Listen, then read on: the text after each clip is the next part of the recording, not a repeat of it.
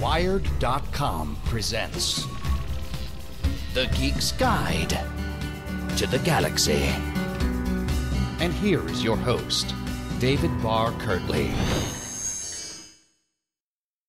Hello, and welcome to episode 143 of Geek's Guide to the Galaxy. Today on the show we'll be discussing the military fantasy subgenre, and I'm joined by three guests. So first up we've got our producer John Joseph Adams. He's the editor of Lightspeed and Nightmare magazines, and also the series editor of Best American Science Fiction and Fantasy. He's also edited more than 20 anthologies, and his latest books are the post-apocalyptic reprint anthology Wastelands 2, and the original anthology of military fantasy Operation Arcana. So John, welcome back.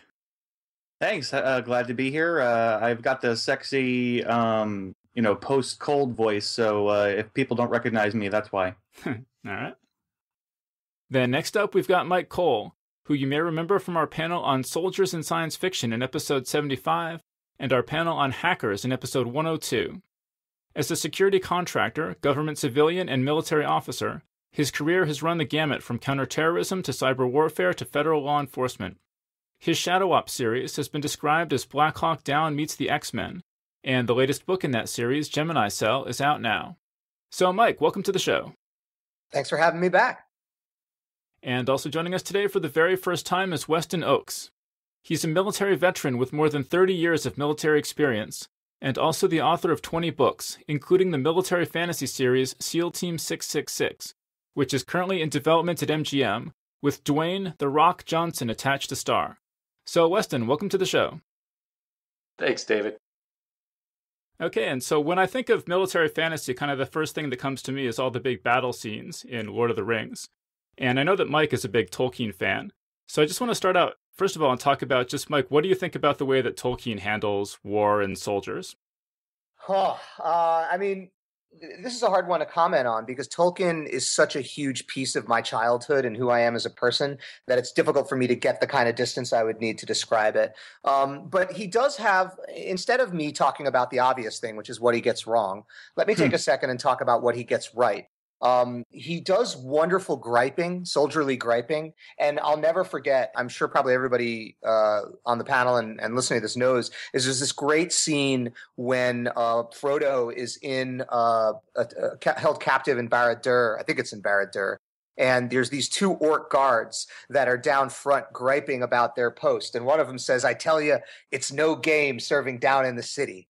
And that remains one of my favorite Tolkien quotes, apart from the Éowyn speech. And it really captures the sort of listlessness and idle chatter that go on with soldiers. But it is, I will admit, like a rare moment of reality and getting it right in what's otherwise a field of really missing the mark. Well, no, but say a bit more about that, though.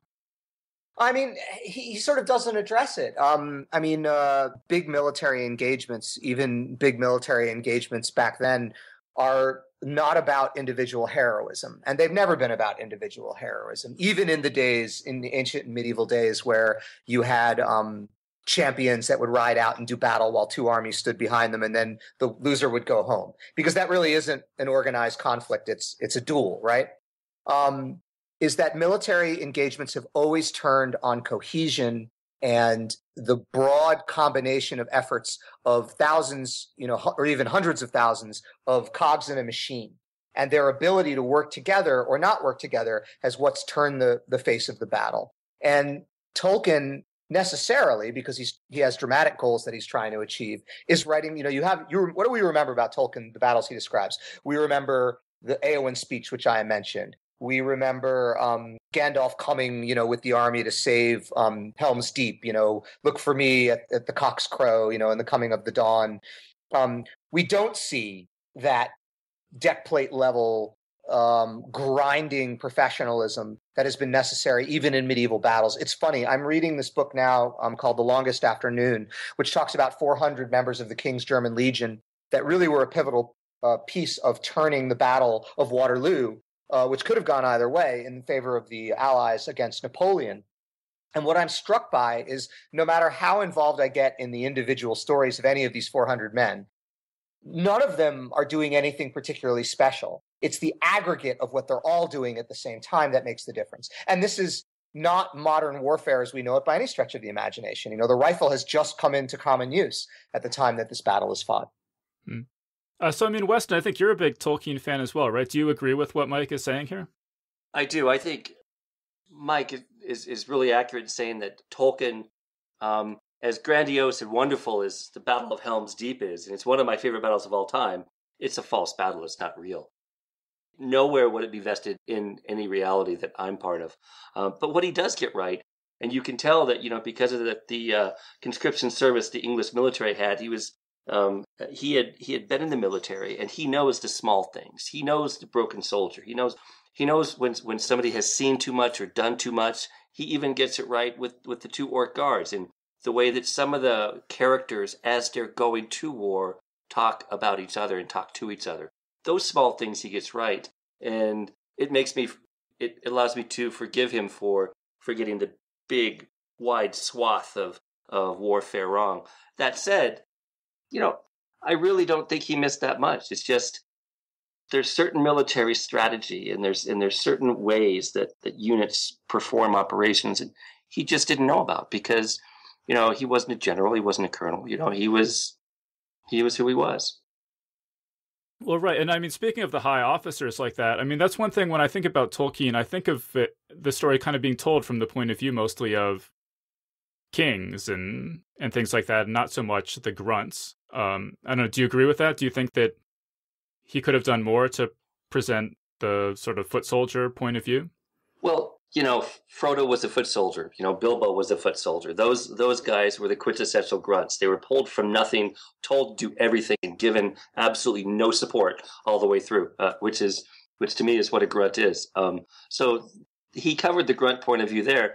I mean, it's a hell of a lot more exciting to know what's going on, which is why he chose to use so many points of view from so many elevated ranks, because a grunt is like a mushroom. He's kept in the dark and fed shit until he's needed. That's it, period. So with that point of view, it's really hard to get the story across. My editors over at Solaris for my Grunt Life series were lamenting that my character doesn't know much. And I said, well, it's called Grunt Life. It's about a low-level soldier. It's about a grunt. He doesn't know. There's no way he knows what's going on. He just has to take it as it comes. Right. And so, Myke, do you want to add anything to that in terms of the officers versus the grunts? No, I actually think it's brilliant. I think Wes hit the nail on the head. And the irony here is, if I'm correct, I believe Wes was enlisted when he was in. Am I right, Wes? Yes. Right. And I'm an officer, so we do have the opposite ends of that spectrum. And this is something where in a modern army, that's really different in the respect that there is far less division between a member of the officer class and an enlisted person now than there has ever been in the history of armed conflict, including in Tolkien's day when he was serving. But I'll give you an example. I once did joint exercises with the Saudis, and Saudi officers are royalty, just like they were in the medieval world that Tolkien was describing. And I had a Saudi guy hand me his rucksack and tell me to hump it, because he was an officer and they don't carry rucksacks. And there was this moment of cultural disconnect where I had to tell him, sorry, man, you need to carry your own rucksack. I don't care who you are, because we do things differently in America. But it was this incredible realization of wow, I'm really interacting with a medieval society for whom these things are normal. And Tolkien, you have to remember that Tolkien is a linguist and a medievalist before he was a fiction writer. So he had to be very, very aware of that. And the experience, and that's why Aragorn was such a revolutionary character, that he is this king who is willing to go out and be a ranger, which now ranger is cool to us because we grew up with the term from D&D where rangers are awesome and badass. But back then there's the term ranger, as I know it, comes from Einhard's Chronicle of the Life of Charlemagne. It's one of the great primary sources about the Dark Ages if people want to read it. It's very short and available in translation. But bush rangers, these guys are vagrants. They're not cool. It's not good to be a bush ranger. If you're a bush ranger, you're one step removed from a bandit. You've fallen on really hard times. Can I just jump in here? Just hearing these two guys talk is sort of making me sort of sheepish about the fact that I even edited this book, because it's like the depth of what I don't know, like in the face of this sort of expertise, is sort of staggering. I was sort of thinking about how, there's this workshop for writers and editors called Launchpad where you can go and you can learn about astronomy so that, you can get astronomical science correct. And they just recently announced someone's doing one on quantum physics as well. Like, if they had one about, military stuff, like I'd want to go sign up for that too, just so that I could try to avoid any of the mistakes that I'm sure I allowed to seep into the book from the writers that I brought on who weren't military people. I just I don't know if you guys read the rest of the book, but I hope I didn't allow any glaring errors in there. John, I said this on the last panel I was on with Wes. So Wes, I apologize because you've heard this before. Is I really firmly believe that the military experience is universal, and that you as a civilian being outside the military have just as valid a military experience interacting with the military from your perspective as Wes and I do for having been vets. I really feel like the experience of refugees and non-combatants, which is one of the reasons why I gave you a POW story, is really valid. And so, like, I got to say, you're fine, man. You're totally fine. Also, let me add to that, John, that your point of view coming at it as kind of, bright-eyed and open-minded is exactly representational of a lot of the audience that we're, hoping will pick up Operation Arcana and take a look at, because, they're going to see the cover, they're going to look at the names, and for those who aren't in the military, they're going to give it a go. And basically, you're the one who represents them in your ability to look at a story and go, okay, I get this. There's some authenticity here that I don't know for a fact, but I feel it as I read it. And that's important. Mm-hmm. Yeah, that's a good point. Yeah. Well, thanks. I feel better now. I mean, but what you guys are talking about brings up this. We had a listener question from John Schuyler, and he said he'd be interested to just contrast fiction written by combat veterans with that written by non-soldiers. And I mean, when you read a story, can you tell the difference? Do you think there's something identifiably veteran-like about certain books? John, we've been running our mouths. Why don't you take that one first, since you're the editor? Right. Well, I think a good writer can be very convincing whether or not they have that experience or not. Maybe they don't have the experience, but they did the right research and they were able to convince me. So, like, I think plenty of writers probably could trick me into thinking that they actually had served.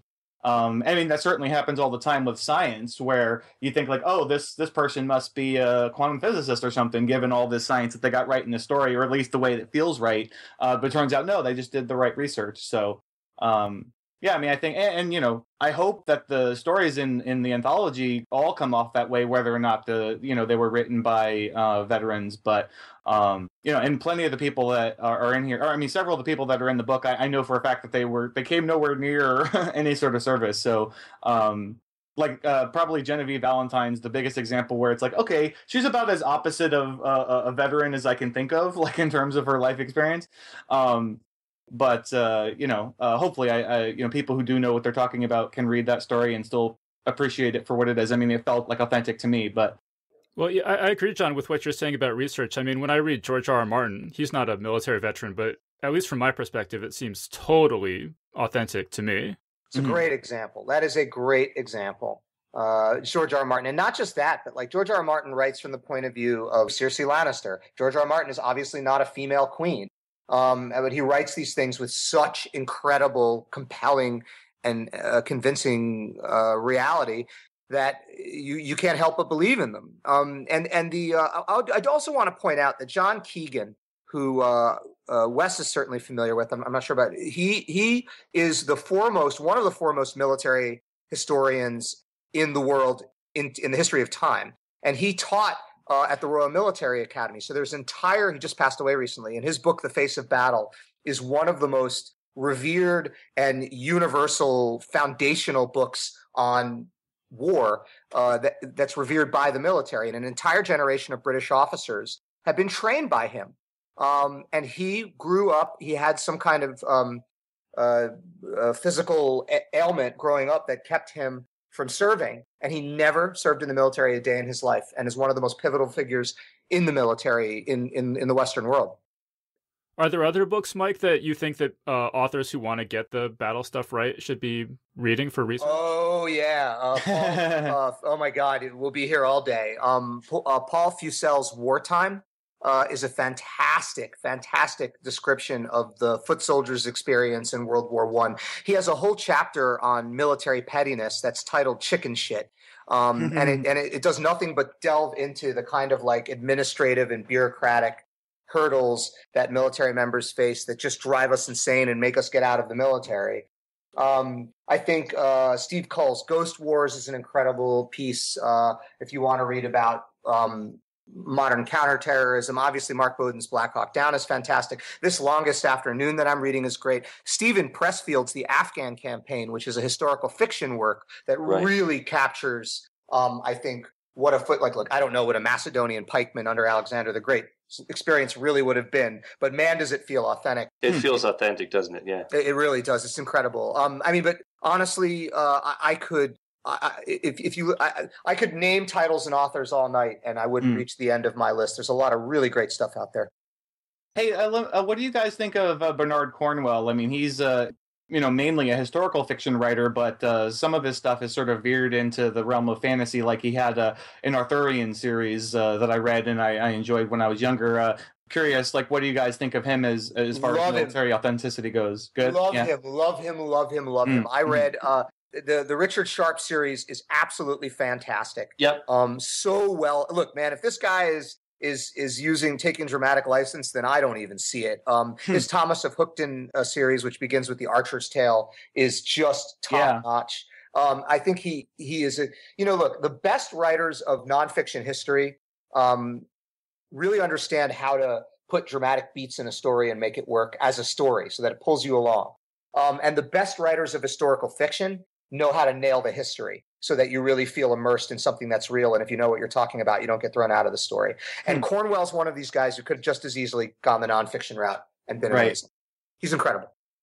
Yeah, The Archer's Tale is actually a funny case where it's like, I think it's like worth mentioning here in a little bit more detail, just because like I think people who like military fantasy would probably enjoy that book, because even though it's not, I don't think it has any fantastical elements, but it kind of feels like epic fantasy. It has some really great details in it, like the mechanics of shooting the bow and how it like tears up his arm, and it's like that's when I was like, oh, that's what bracers are for, to protect your arm from that or whatever, and it's like and actually, that particular book, the first book in the series, I believe the first one was actually supposed to be called Harlequin, because that's like the villain's name in the story or something. And that is what it's called in the UK. But his American publishers, I guess, were too afraid that American audiences would think it's like a Harlequin romance or something. So they went with the super, super bland title that I hate so much, The Archer's Tale. But anyway. All right, well, John, let's move into a little bit more of the big names in military fantasy. You want to just give us a rundown, like who are some of the biggest names in military fantasy that listeners should know about? Well, Myke, not just because he's on this panel, and Wes as well. They're two of the big ones. That's that's a big reason why I wanted them both to be on this panel with us, and of course why I invited them to the anthology. Glenn Cook is a big one, with his Black Company series. Elizabeth Moon with her Paxenarian series. And those are sort of all big ones that come immediately to mind. T.C. McCarthy, he's written some, and, he has a story in the anthology. Simon R. Green, maybe not so much known as military fantasy, but, he's in the book and he's sort of written some related stuff. So, I mean, those sort of the names that initially come to mind. I'm probably not thinking of people that I asked to participate and then they couldn't or whatever, but, Tanya Huff as well. She's also in the book. And, she's written on this subject before.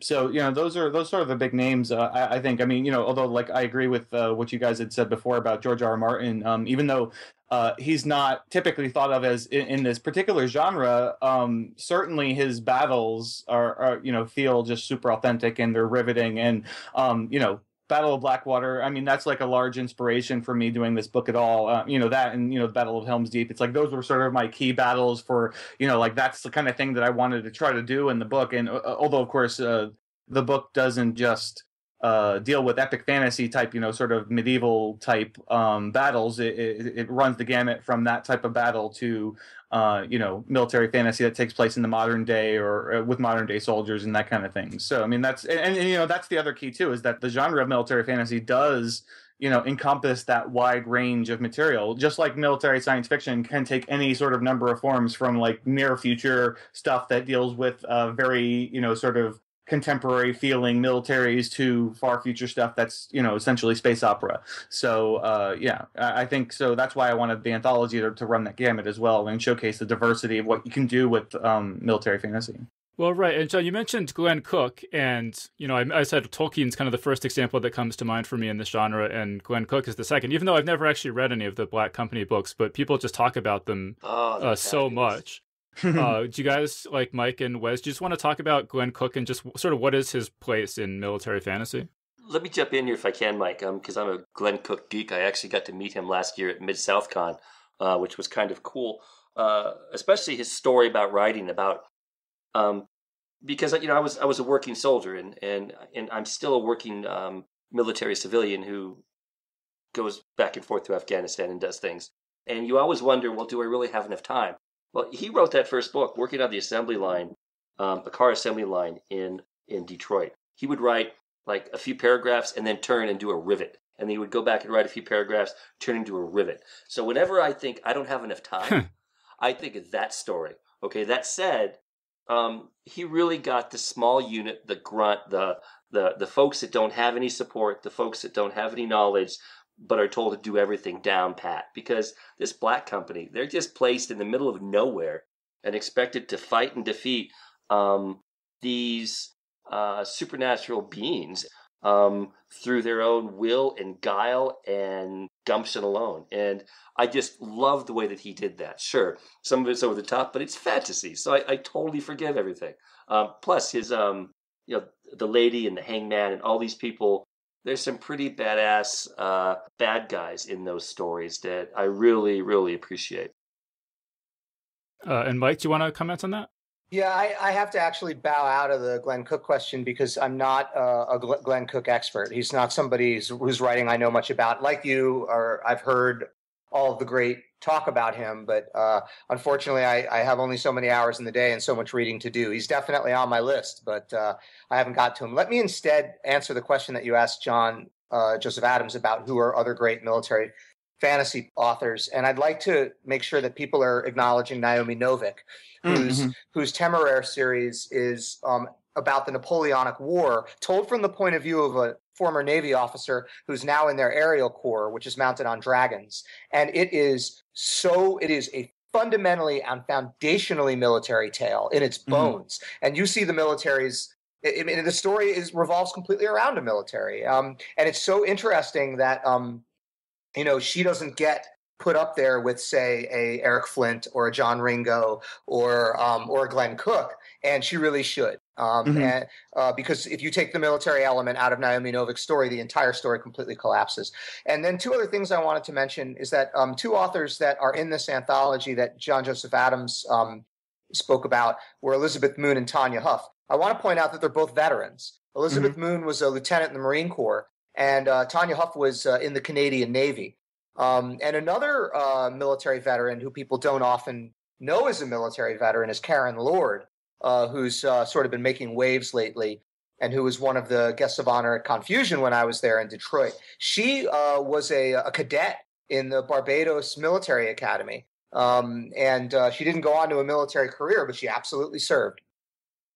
I was just going to jump in and just agree with Myke on Naomi Novik. His Majesty's Dragon is such a great book, and and the battles are so amazing in there. Like it's worth it reading to read it just for that. But it has so much other great stuff too. Like there's a great relationship between the Dragon Temeraire and his captain and everything. But I mean, the battles are amazing, and Peter Jackson had optioned it a while ago, and theoretically it's in development. That would be like the most amazing movie. I mean, I have no faith in Peter Jackson at this point. After the Hobbit movies, but that's another conversation. But Joe Abercrombie is another person to mention as sort of a somebody who does military fantasy well. And I just want to throw that in there before we move on to other subjects. Okay, I want to talk actually because it's interesting to me, Myke. You mentioned that Temeraire it's the Napoleonic Wars with dragons, and it seems to me it's a real challenge for authors to introduce some really big fantasy element like that, because that would have ripple effects through the whole society, right? I mean, there was this discussion I thought was interesting, like, would anyone in a medieval society bother to build a castle if dragons could just fly over the walls and wizards could just melt the walls with spells, right? Could you just talk about that issue? Yeah, and this is the thing is, yeah, you're right. It is hard, but writing is hard, and and you suck it up, and you Bilbo up, and you do the work. And Naomi Novik did the work, and you're right. Dragons do send ripples. For example, Longwings, which are a dragon, a very powerful dragon because they can spit acid, are a key part of the British military and a key asset to winning the war. But Longwings will only accept female captains. So now you have to let women in the military, and because the captain of a dragon is like the captain of a ship, it's a very senior rank, the equivalent of a colonel, and it's a gateway to the admiralty in the aerial corps. So women's status in society is completely in flux at the time of these books. And Naomi Novik deals with it brilliantly and convincingly. And so my answer is that question you have about whether people would bother to build castles is a real question. And it's part of the hard work of writing a good book, is sitting down and puzzling it out and figuring it out. Right. And we've been talking about military fantasy through historical periods, but you guys both write series that basically combines fantasy with modern military stuff. And I'm curious about that. So Wes, why don't you tell us, I'm curious about this SEAL Team 666. Just tell us a little bit about that series. So it's about an even more special SEAL team, if you can believe it, who protects America from supernatural attack. It's a straight up military, not tongue in cheek. It's a straight up story. It just happens to be that our country and all the other countries of the world have always had to combat supernatural bad guys who are trying to do, sometimes very small things or sometimes very large things. My history of SEAL Team 666 goes back to the Continental Congress, and they've had different names along the way, just based upon the popularity and who the president is and who the Congress is and everything like that. A funny thing, I heard that Dwayne Johnson, when he got the first script, it was kind of a tongue-in-cheek pastiche of a military unit. It was kind of like a black comedy, and he turned it down. He said, absolutely not. He said, and I can't believe I'm saying this with my out loud voice, he said, I want it the way Weston wrote the book. And which is kind of awesome. But the reason I did that is because I wanted every single military person who read that to be able to acknowledge, okay, this is real, this is what's happening. And boy, isn't it nice, instead of shooting at this enemy, we're actually trying to puzzle out how to defeat this Chinese demon, things like that. So it became a blast to write. In the first book, it's East Asia, a lot of East Asian mythology. And since I can speak Chinese and Vietnamese, I was really able to, use a lot of that. And the second book takes place in Mexico because I live 10 miles from Mexico. I'm looking at it right now. And I really wanted to bring in that really rich, old historical culture. And then the third book is where I was able to go into England and play with a lot of the mythology that we know.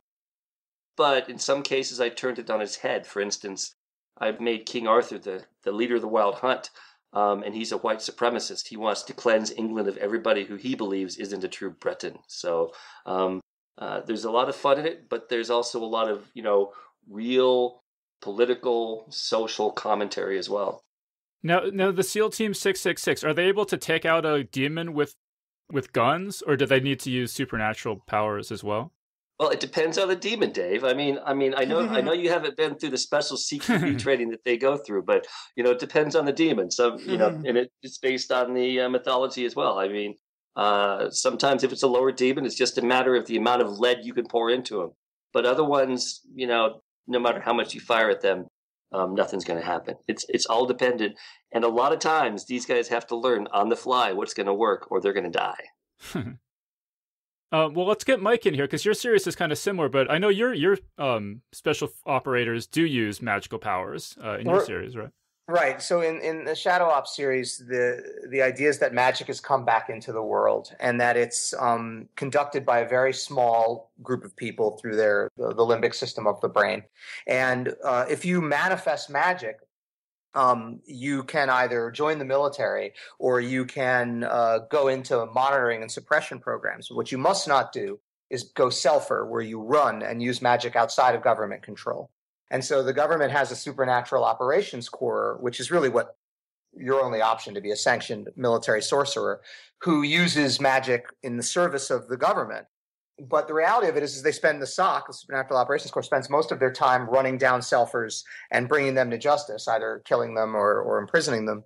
So at least the story begins, and I won't spoil it, with the regular army guy who's bought into this program and who's a helo pilot and is doing the cordons when these SOC teams go in to hit selfers that are barricaded in. And he comes up late, and he comes up late in what's called a probe or prohibited school. So he has no choice. He can't join the SOC. He has to run. And wackiness ensues from there. But like Wes's stuff, again, like part of this is I'm just functioning on a level of, isn't this awesome? And, what would happen if an Apache longbow went up against a hill giant? What would that look like? That's just the fun stuff. But I'm also dealing with, real sociopolitical commentary. I'm dealing with what happens when the binary bureaucratic military systems that are designed to make us safe and to make the use of deadly force predictable and repeatable run afoul of the fact that life is not binary and that people are not, people do not conform to those rules, and what happens when good people get steamrolled. And then, of course, the age-old questions that we've been dealing with since 9/11 of what price are we willing to pay to feel safe. And we mentioned at the beginning, Myke, that you have a new book in this series out called Gemini Cell. You want to just say a bit about that? Yeah, the first thing I want to say is it's not actually in the series. It takes place, it's in the same universe, but it takes place many, many years before the first book, Control Point, with a totally different set of characters. And I did that on purpose because I don't want readers to pick up Gemini Cell and think, well, I haven't read books 1 through 3, so I'm not going to even try. Gemini Cell is an entry point into my universe. You can start there. You don't have to have read anything else by me. And that deals with the very early days of the Great Reawakening, when magic is just beginning to come back into the world, and where it's not a publicly known, there isn't like a supernatural operations corps. It's still in the realm where the United States government has cloaked it in secrecy and is trying to keep it hidden and trying to deal with it. It's much more occult. It's much, much darker. And I think it's my best writing so far. But of course, every time I say that, I have this like smash of insecurity that I'm going to be proven wrong. But I hope that if people want to read me and haven't read me before, that's where they'll start. Okay, great. And so, I think we're hopefully giving people a sense of how wide the variety is of stories in this military fantasy genre. And John, we mentioned you have this Operation Arcana anthology that just came out. Do you want to just say, are there any stories in that cover some area of military fantasy that we haven't talked at all about yet? Well, let's see. Well, I mentioned that there's some stories that take place, with contemporary soldiers. And so like David Klitschko and Tobias S. Bakel have a story called Rules of Enchantment, which I really like the title because it's playing on Rules of Engagement, and but that's where they described it as sort of, they described it as Full Metal Jacket meets Lord of the Rings. It's not really quite that, but because it's actually contemporary rather than like Full Metal Jacket era military. But it's like contemporary military soldiers find themselves suddenly like in a Lord of the Rings type realm, and they have to. They have to help out the archetypal type characters, so like the princess who have to save the world and all that kind of thing. So there's that, and then Linda Nagata has a story where there's contemporary soldiers that are they find themselves in this. Actually, I can't remember. I think they do find themselves in a different realm as well, but it's kind of similar. Like they were in the desert, and it's like this desert-like realm, but there's all these demons there that are. That keep showing up, and they don't know what they are or how to defeat them, and they're shooting guns at them, and it doesn't seem to have much effect. And so like that's one of the things that I really love about the genre, is that it gives you these opportunities to place soldiers in these situations where they have to figure out how to deal with the impossible. Because I think we ask soldiers to do that kind of thing on a regular basis. And so I think one of the things that military fantasy allows you to do is, sort of literalize that, and have some fun with it. Genevieve Valentine's story actually is about the Night Witches, which is this Russian team of fighter pilots that were all women. And I specifically asked her to do that because I was like, I had read about the Night Witches somewhere, and I was like, how have I never read a story about them? Like, this is crazy. Like, I gotta get somebody to write that, and so I got her to do it. Oh, and then let's see, Shauna Maguire takes place during the war in Neverland. So anyway, yeah, that sort of gives you shows you the diversity of the subject matter. Well, John, you mentioned titles, and didn't you run some sort of contest to come up with a title for this anthology? Yeah. I could not for the life of me think of a title for this anthology, and that really pains me to say that because I really take pride in coming up with good titles. Like I suggest new titles to authors all the time for their short stories. But it's a lot easier to title a short story, to find a good title for a short story, because a short story title doesn't need to communicate the whole essence of a book on a shelf. You know, it's like it needs to basically intrigue you, make you want to read that story. Whereas a title for an anthology has to communicate the theme, and it has to sound cool, and it has to look good on a spine and all that kind of thing.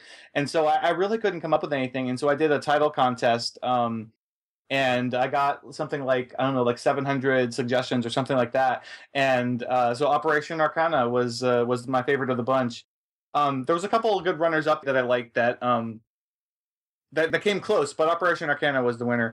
So I gave a free copy of the book to the guy who suggested that, and also I gave one to the guy who had the runner-up, because he actually almost suggested Operation Arcana too. He suggested like Arms and Arcana. But then he had another one too that came close. But it was a play on Rules of Engagement, wasn't it? Right. Yeah. It was a different play on Rules of Engagement, I think. Yeah. Other than Rules of Enchantment, which I already had as a story title. But yeah, and that one was a bit too punny to work. Oh, it was Runes of Engagement. That's it. Yeah, Runes of Engagement. Yeah, I really like that, and that was clever. It's a bit too punny for the title for the book, but it's a perfect title for like a Robert Asprin book or something. Yeah, totally. Yeah. Cheers, Anthony. Yeah. yeah. No, somebody needs to write a book called that. But yeah, I mean, I was very happy with Operation Arcana. And I love the way the cover turned out. Like, I had actually suggested the cover to Bane. I had said, how about instead of a soldier shooting an M4 at a dragon, we try this. But then I had sort of planted that suggestion as an alternative because I didn't think they were going to go with my other suggestion. But so I was very glad when this turned out this way, because it's the covers by Dominic Harmon, and I think it looks great. It's exactly like, like if I didn't get my number one idea, which may not have worked, to be fair, this was exactly what I wanted, and I think it looks great. I think it's I think it's a very inviting cover, and I think like I was saying earlier, how I wanted to make it clear that it wasn't just epic fantasy battles, and obviously I think that this cover definitely tells you that. So, all right, cool. And and you guys, you've been posting sort of interviews with the authors for this book. And Wes, something in your interview really struck me. You said, ever since I read about Bilbo, my first experience with a literary warrior, all their ideals and travels and adventures have been something I wanted. And then you say Conan sealed it for me. I mean, could you just talk about sort of fantasy inspiring people to be real life warriors? Is that something you see a lot in the military, or? Well, I think I've learned so much knowledge, straight knowledge, nonfiction knowledge through the fiction I've read, mainly because the authors took the time to do the right research and took the time to make it so that it was inspiring enough to read. I mean, I had a lot of choices coming out of high school. I could have been a lot of things, but I decided that I wanted to be a soldier. I wanted to travel. I wanted to do all those things. I wanted to kind of be a Renaissance man. You look at Bilbo Baggins, and he had everything, but he was willing to drop what he was doing eventually to go out and do this great experience. And one thing that Myke could relate to is both he and I have gone kicking and screaming to many different military events, but after it's all said and done, we're so glad we've done it, because had we not done it, we wouldn't have grown from the things that we encountered and participated in. And I think I recognized that from a really early age.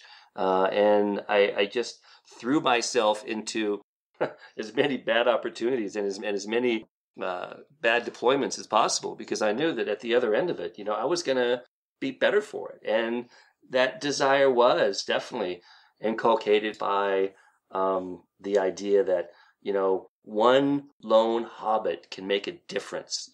If one lone hobbit can make a difference, then this poor guy from from Tennessee, can make a difference too. So yeah, absolutely, it was inspirational. I mean, Myke, do you want to add anything to that? People who've heard me in other interviews have heard this before, is that I grew up a very scrawny weakling nerd, and I got my butt kicked a lot and didn't have a lot of friends. It's sort of the classic nerd origin story. But the difference is that I'm sure my parents will hear this, but I wasn't really well parented as a kid, and I didn't have role models and I didn't have guidance. And so I turned to fantasy novels and I turned to Dungeons and Dragons as a way to look like, what does it mean to be a man? What does it mean to be an adult? And of course, my first representations of that were paladins and fighters and men in armor.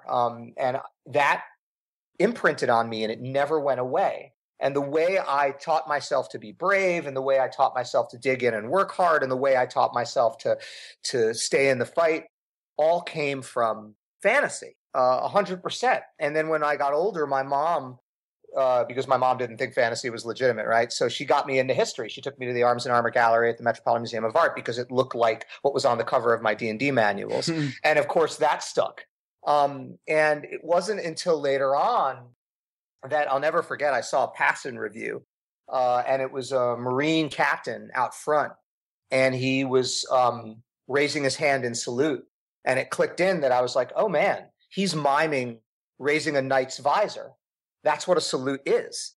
And my point is this, is that your first step to changing who you are is imagining what you want to be. You have to kind of lie to yourself and trick yourself into believing that, yeah, I know I'm a scrawny kid now, but I can do this. And fantasy was the thing that gave me the tools to pretend and to imagine that I could be a knight until one day I actually was able to do it. And I mean, look, knights are gone, but the closest you can come in modern society is an officer in the military. And I got to say that, and I've said this too, is that when Rear Admiral Acton commissioned me and I raised my right hand to say the oath, in the back of my head, I was saying the words of the Night's Watch. I am the sword in the darkness. I am the watcher on the walls. I am the shield that guards the realms of men. Like I really did that consciously. And it was sort of my nod to my nerd roots as I assumed my mantle as a warrior in real life. That's awesome, Myke. That's awesome. And I mean, were you guys kind of the exception, or did you meet a lot of people in the military who were also fantasy fans?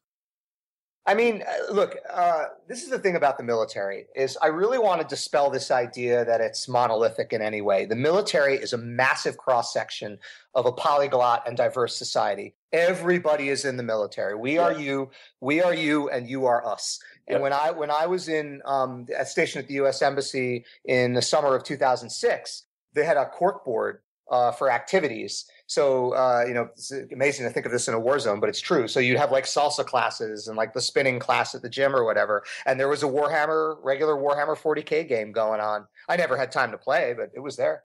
So, Myke, when you were saying the Night's Watch vows to yourself, did you also say the part where they say that they will take no wife, or do you leave that part out? Yeah, well, I mean, I left that part out. Well, actually, speaking of Song of Ice and Fire again, Myke, I saw that you wrote an article about PTSD in Game of Thrones. I wanted to ask you about that.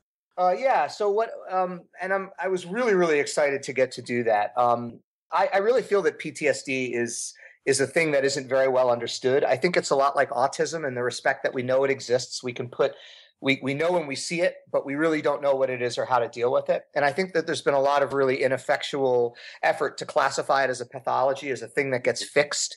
And the reality is that I think that PTSD is a permanent shift in perspective and that you can't treat it. What you have to do is teach the people that are suffering from it to set new goals and be in the world in a new way. And so what I did is I took the Cooper color system, which anyone who uses firearms with any degree of professionalism knows about this. It's very, very famous. And I talk about the conditions that Cooper presents, which is, condition yellow, condition black, condition white, condition red, like the colors of a traffic light.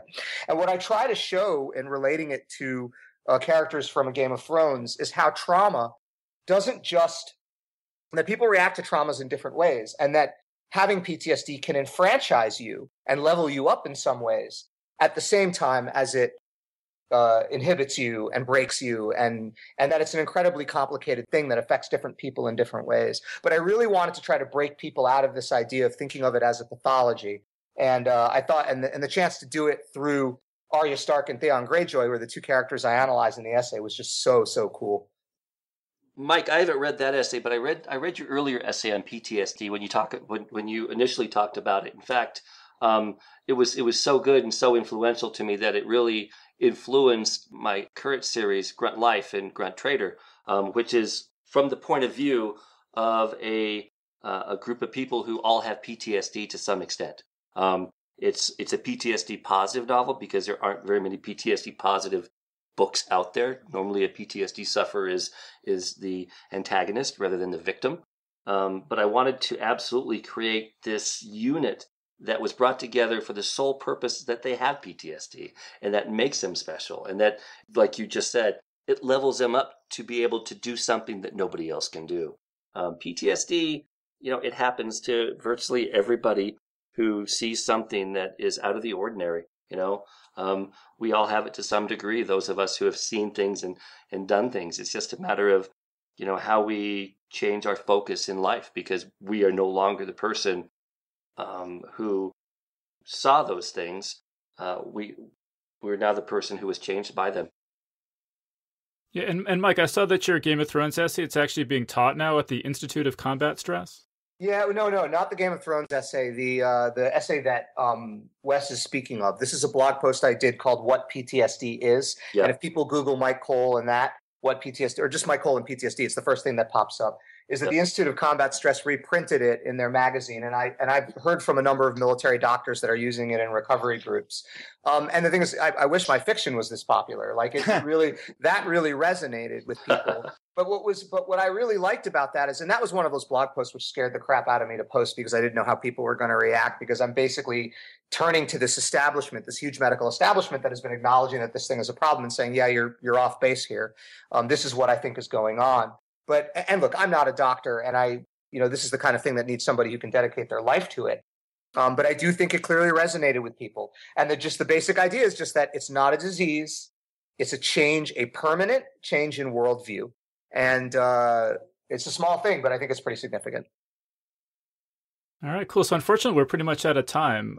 Before we go, Wes, I want to ask you about the SEAL Team 666 movie. What's the status on that? Is that is there anything you can tell us about that?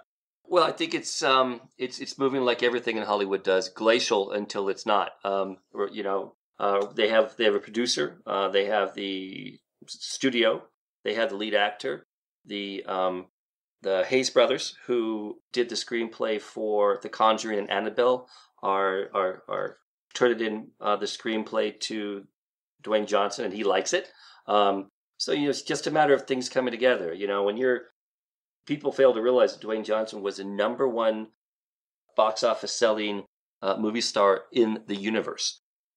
And so he has a lot of projects, a lot of things that are happening. And I think he waits for things to come together. And when they come together, then he pays attention to them. So, at this point, it's just really cool to talk about. And if it gets made into an actual movie or a series of movies, then that would just be just beyond any of my expectations. I'm really happy just to talk about it. Like, all of us are sitting around a table having a beer right now, just saying, wouldn't it be cool if? Yeah, no, I really hope they do that. We definitely need more movies with soldiers shooting demons and dragons and stuff.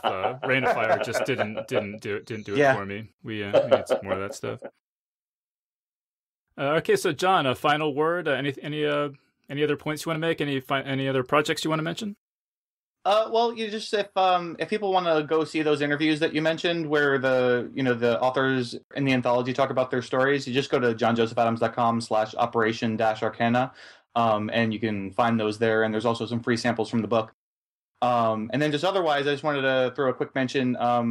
This isn't military fantasy, but I helped curate a Humble Bundle, which is it's a post-apocalyptic bundle, and so you can get my anthology The End Is Nigh in there, and there's also a couple issues of Lightspeed and a bunch of other cool stuff. There's like Wool by Hugh Howey on audiobook, and the Wasteland comic book, a graphic novel collection of the Wasteland comic book, and so you can go there, you can pay what you want, and you get the whole bundle.